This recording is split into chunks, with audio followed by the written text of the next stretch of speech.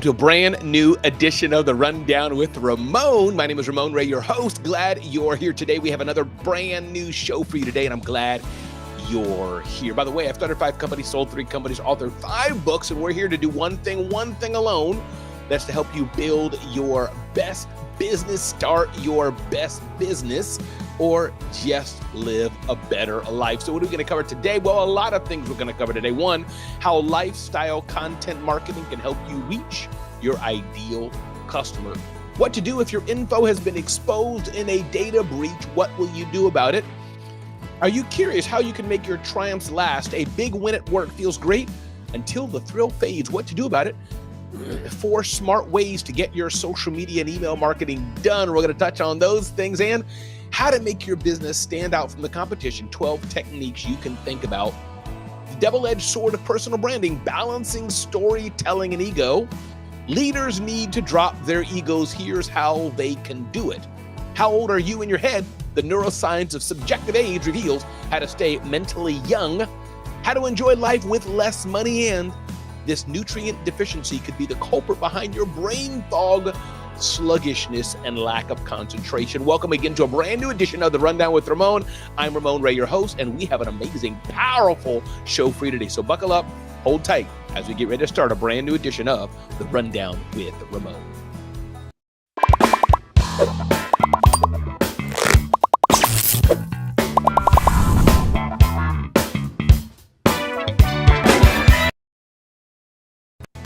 Listen, if you've joined us today and your day is not going so well, my hope for you is that your day gets just a bit better. And if you join us today and your day is going great, going fantastic, well, I'm happy that your day is going fantastically well and you can be a part of the Rundown with Ramon experience. So let's begin right now and start a brand new edition of the Rundown with Ramon. Glad you're here today. Ding, ding, ding, ding, ding, ding, ding. How lifestyle content marketing can help you reach your ideal customer. First of all, from Forbes, what is lifestyle content marketing? It's important to define what these things are.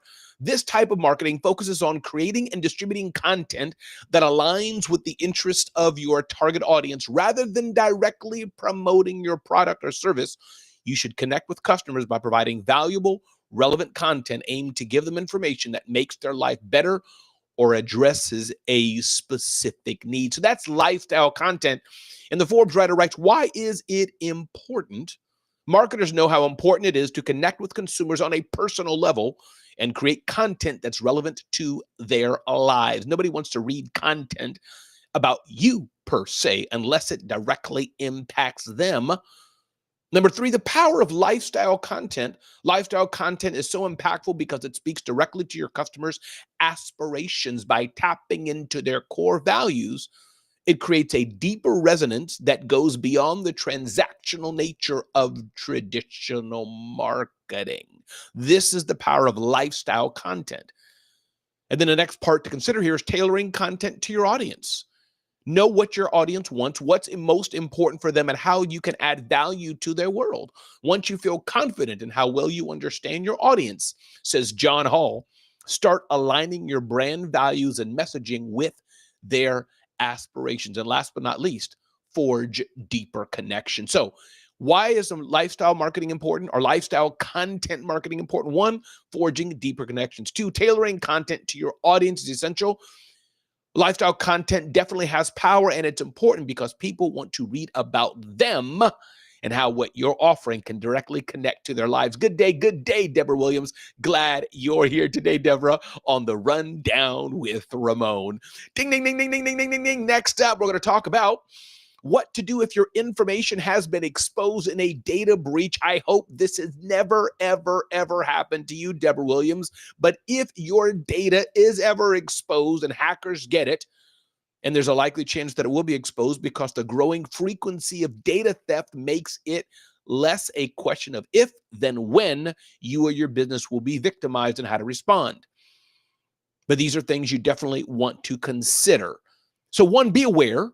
There's no federal law compelling companies or organizations to notify individuals of data breaches, yet there's no law. So be aware, and maybe you can have a private service or third-party services that alert you if they find your data on other parts of the internet. So be aware.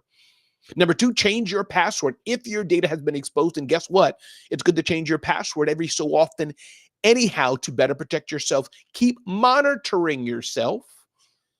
Tell your bank and credit agencies what happens if a credit card numbers are stolen, cancel your credit cards, and etc. And I would say lastly as well, don't forget the power of two-factor authentication. Greg Baker, glad you're here today, Greg, on the Rundown with Ramon. Don't forget the power of two-factor authentication so that when you log on to a site, Deborah Williams, and again, glad you're here today on the Rundown with Ramon, when you log on to one of your sites, your cell phone is sent a text message to enter into a code, or you're emailed and asked to enter into a code. This will help keep the applications that many of us go to much more secure.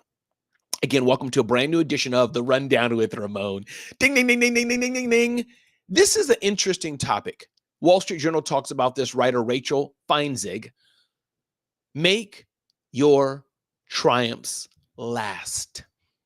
So you're at work, something great happened, but then you lose that high and you feel kind of sad after a while. Something good happened, but the thrill fades fast. It's over. A big win feels great, but then there's the come down praise, pitter patters out. Question you may ask yourself is, what gets me feeling that again? How do you feel great all the time? The science of the come down. Here's what the writer says in the Wall Street Journal. To head off a come down, it helps to see it coming. We're generally flooded with hormones like adrenaline and cortisol as we're building toward a big moment, says Karen Howes, a sports psychologist. Our bodies can't maintain that heightened state for long when the thing, be it your Olympic debut or that big PowerPoint presentation, recedes. Your fight or flight response usually does too. It often leaves a feeling of loss and boredom in its wake, says Howells, a senior lecturer at Cardiff Metropolitan University in Wales. The pressure isn't all in our heads. Somebody here says people take the behavior of scrolling to the next reel. They kind of apply that to their life, always wanting a high, a high, a high. But that doesn't always happen. It's okay to breathe and celebrate the success you have. One of the headlines here say, break out of a creative rut. To get your next big idea, you have to be okay with bombing a bit, says Jeremy Utley, a general partner at a venture capital firm. If you want to succeed and get ahead, you have to be willing to understand that things are not going to always be at a high. Sometimes life is going to, as Lamar Tyler says, life is going to be lifing. Another part of this is the downside of praise. Sometimes the kudos we get from the big win are part of the problem. We derive our self-esteem from external feedback, then feel terrible when the congratulatory notes dry up. So here's the rub. Here's the question of the day. We like high-level praise.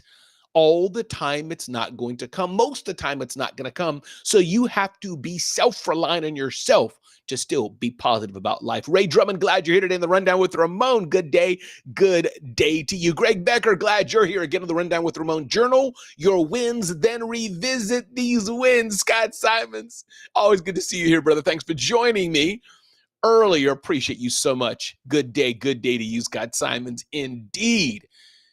The highs aren't going to always be there, but it's important to have that self-resilience in yourself, that self-resilience in you to make things happen and keep things moving along.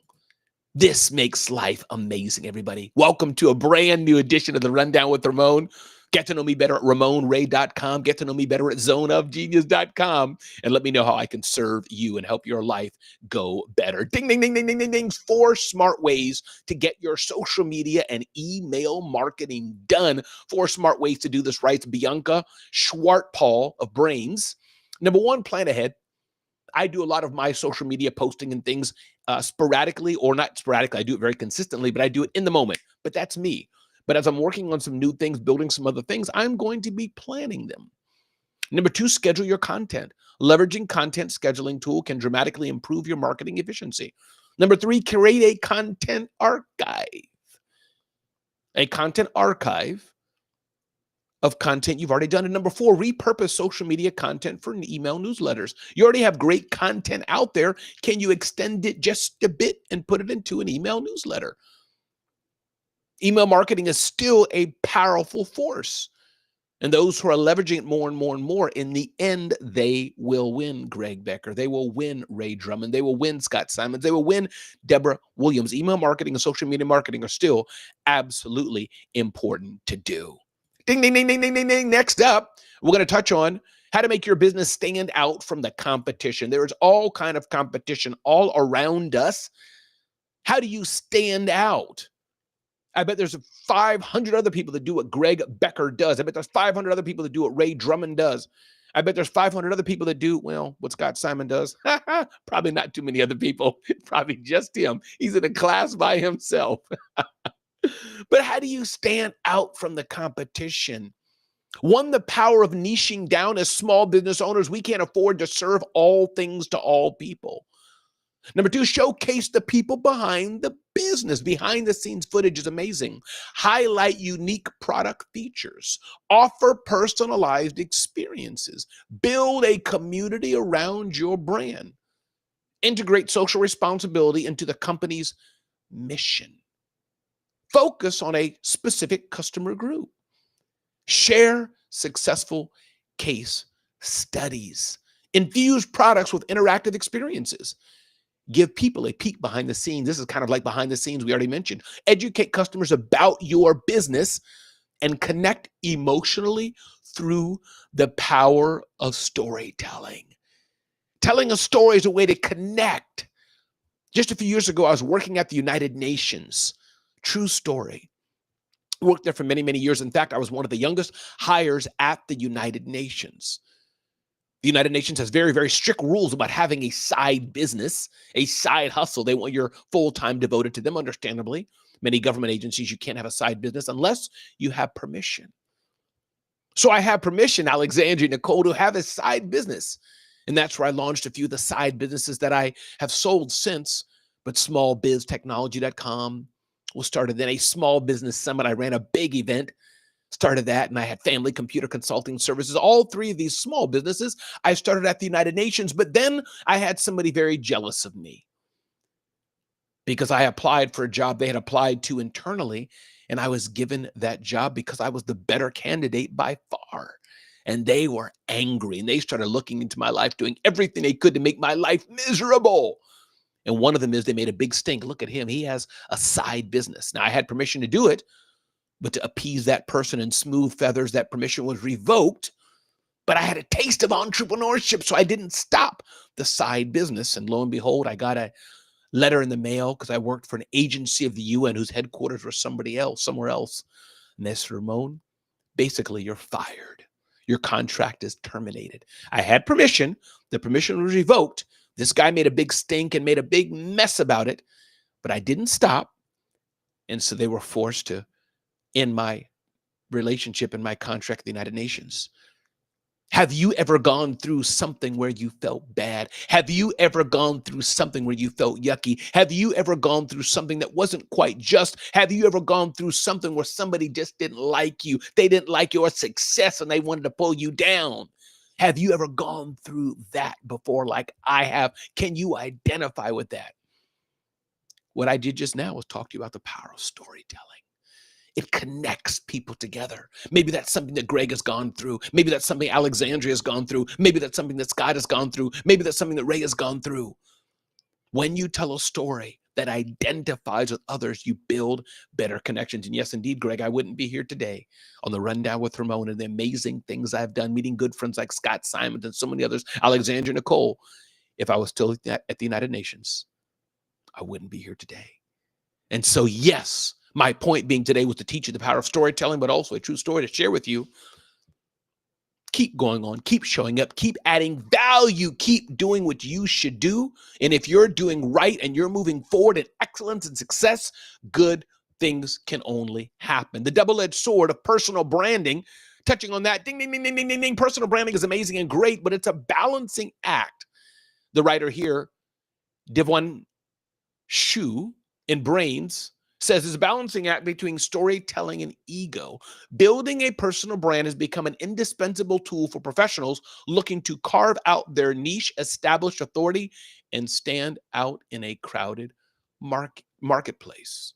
Storytelling, when done right, is a powerful means of connecting with an audience on a human level. However, storytelling can easily veer into self-aggrandizement if not tempered by humility and authenticity.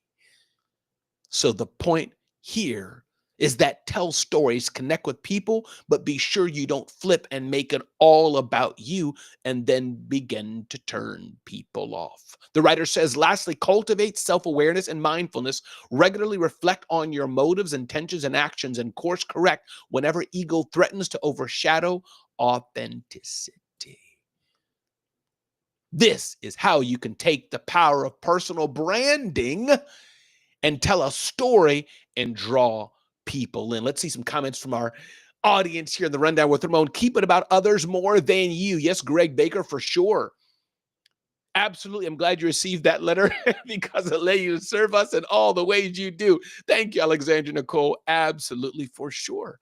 Wouldn't be here today if that wouldn't have happened to me. Kimberly Wyckoff is here in the house. God, you're here, Kimberly Wyckoff. I have firsthand experience. It happened to me. Yes, so we've all gone through something that happened to us, for good or for bad, and we look back at it most of the time and say, hey, I'm glad it happened to me. It was for the good. Everybody, if you didn't know it, you've just joined the Rundown with Ramon. I'm Ramon Ray, 5-time entrepreneur, 5-time author, sold 3 companies. Get to know me better at zoneofgenius.com. Get to know me better at ramonray.com. Let me know how I can serve you as we have our live show we do daily, bringing you the best of how to grow your business, build your best life, and live better every single day. Ding, ding, ding, ding, ding, ding, ding, ding. Curious about this? Leaders need to drop their egos. Here's how they can do it. Ego can be dangerous. There's a new book by Steve Dennis, breaks down how business leaders can transform their teams. Understanding you're probably wrong. As leaders, much of our compensation comes from being right. But there's a problem with being right. When we're convinced we are right, we often grasp too tightly to getting our way, becoming overly attached to the outcome. Sometimes we're wrong, and as leaders, are we able to admit, hey, I was wrong, I made a mistake? There's wisdom in uncertainty. As leaders, many of us are taught to be confident, to exude certainty, to never let them see us sweat. Any wavering is seen as weakness, but absolute certainty does not exist. Sometimes there's things that happen and we don't know. Chapter of this new book says a few things. Assumptions. Grant emphasizes the need to question our assumptions. Number 2, the power of instincts. He encourages readers to be cautious of relying solely on their gut feelings.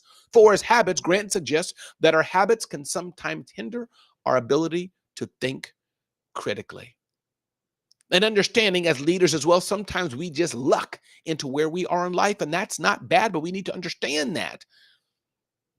Love this heading here. Gray is my new favorite color. And this is related to the idea of wisdom of uncertainty, is letting go of dualistic thinking and accepting there is a lot more texture and nuance to much of what we need to deal with. Another thing here says, can I be real for a second, for just a millisecond? There are many definitions of vulnerability. For me, it has come to mean having the emotional courage to expose myself and be seen for who I really am and what is really going on with me. Check out this book, Leadership Leap, Transforming Your Company at the Speed of Disruption. So important to know. Jeff Moffitt, glad you're here, Pastor Jeff. We all make mistakes, and leaders who realize that they make mistakes are better leaders. Love it, love it, love it. Deborah Williams talks about her experience has been there with betrayal in the workplace. It worked out in her favor after the initial setback and heartache.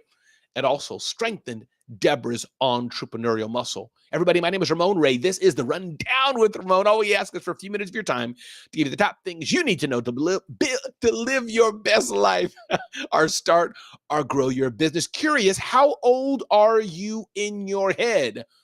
Pastor Jeff Moffitt, do you consider yourself an old man or a young man? Or is it irrelevant? Deborah Williams, are you an old lady or a young lady? Ray Drummond, old or young? Alexandra Nicole, old or young? Scott Simons, old or young? Kimberly Wyckoff, old or young? The message of the day today says here from Inc., how old are you in your head? The neuroscience of subjective age reveals how to stay mentally young. Research shows our chronological and subjective ages rarely line up and suggest ways to stay mentally youthful. Listen, there's some things out about us that are how are we are biologically. Do we have more graying hair? Does our face have more wrinkles? Is our body more weaker? We all age differently. This is a fact. I have gray hair, but it hasn't come out as much as maybe others. Maybe you're losing your hair earlier. Maybe you're not. So we all age differently physically.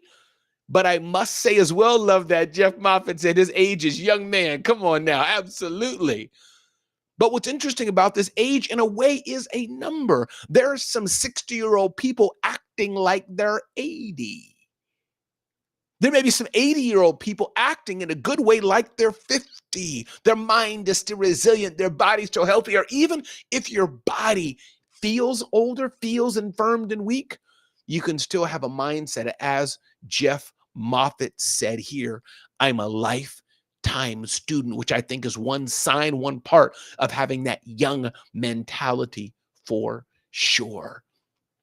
I love that, Greg. Not sure what God has in mind for me, but I feel I have a long time ahead of me. Age is all in the mind, more or less. This article is written by Jessica Stillman, who writes and says, how old do you feel? This long article from Jennifer Senior in The Atlantic offers several fascinating possibilities, as well as great anecdotes from a variety of people about their own inner age.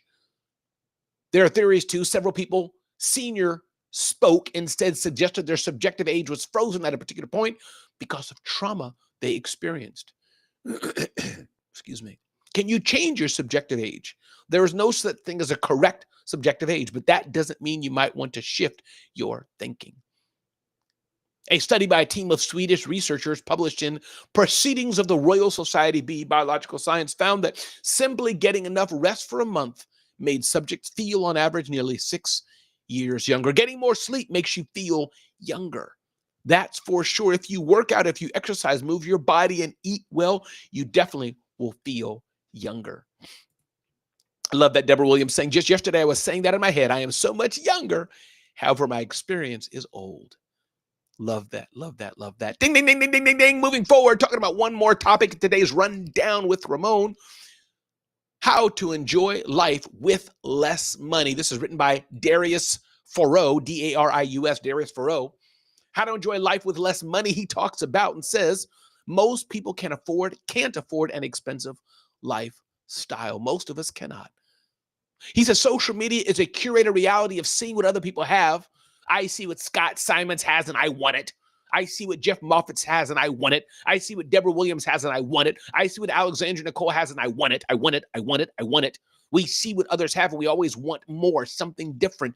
But the author here, Darius Foreau, writes and says, is it time instead for us to define our happiness?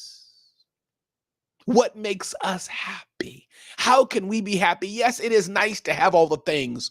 We may want a fancy car, fancy bling, fancy this, fancy that, a better house. Maybe not even fancy, just functionally better. I get it. I live in a small apartment in Brooklyn, New York for a number of years. Roaches were there, rats were there, and neighbors would make noise and stuff. I don't want to live that way. And so I was able to move somewhere different, and that's okay. But there's also a part about being content and being happy. We can always want all the things all the time and not being content and happy with what we have. As Scott Simons says, live below your means. No matter how much money you have, learn to live below your means. This is important. I love that Ray Drummond says, oh, that's definitely my lifestyle. Happiness is invaluable for sure. Love what Greg Becker's saying here. Take time to pay attention to things that matter more than that would cost us for sure. Take time to pay attention. Love it, love it, love it. Everybody, my name is Ramon Ray. This is the Rundown with Ramon, talking about what does true happiness mean? What does true success mean? And we have the ability to define what that means for each one of us. Ding, ding, ding, ding, ding. This could be the culprit behind your brain fog, sluggishness, and lack of concentration. What might that be? Nutrient deficiency. Can't focus on the task at hand or feeling sluggish beyond the afternoon slump. One possibility could be iron deficiency anemia. What is anemia? The CDC defines IDA anemia as anemia that is caused when people do not get enough iron. It is diagnosed when a blood test shows a hemoglobin value of less than blah, blah, blah, blah, blah.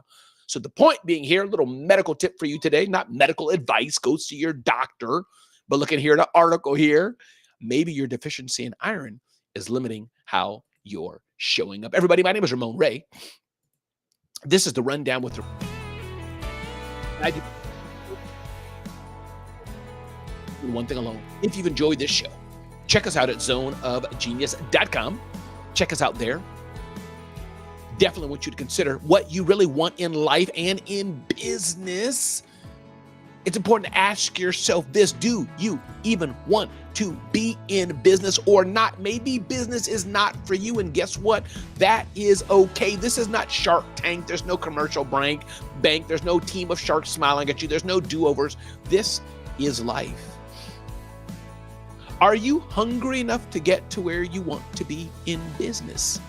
And ask yourself this: what is your pricing like? Is it at a premium or is it the cheapest pricing on the block? Pricing is so important. And finally, I want you to ask yourself, I challenge you to ask yourself this question, Kimberly. Ask yourself this question, Greg. Ask yourself this question, Alexandra Nicole. Ask yourself this question, Scott Simons.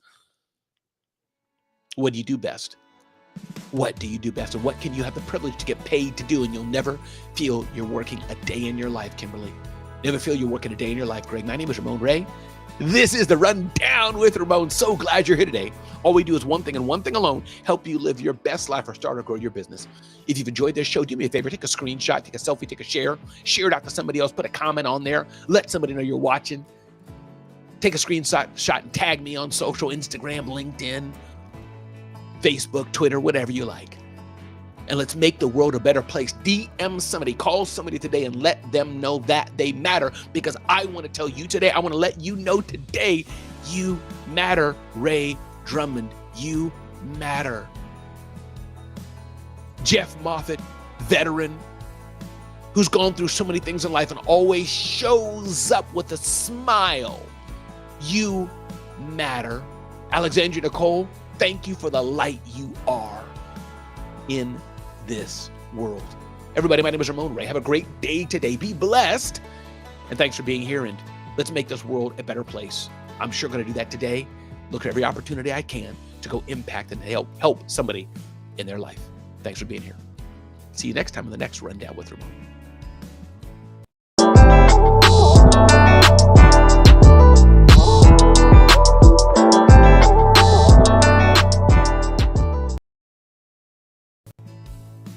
That's a wrap. We're done. Adios.